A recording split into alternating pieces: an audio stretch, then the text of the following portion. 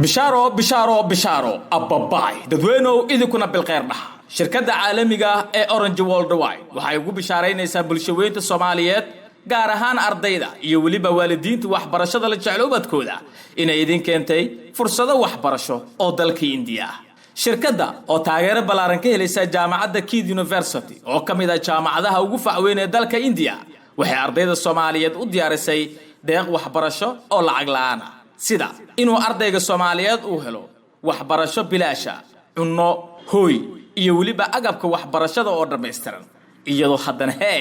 aan ka marnayn lacago si billah loo bixinayo taas oo ardayga uu ku dibirayo waxyaabaha aasaasiga ah deeqdan waxbarasho waxa lagu taageerayaa wadamada ka soo kabanaya burburka iyo colaadaha Soomaaliya waxa ay qayb ka tahay wadamadaas haddaba waxa dalka ku keentay shirkadda Orange Worldwide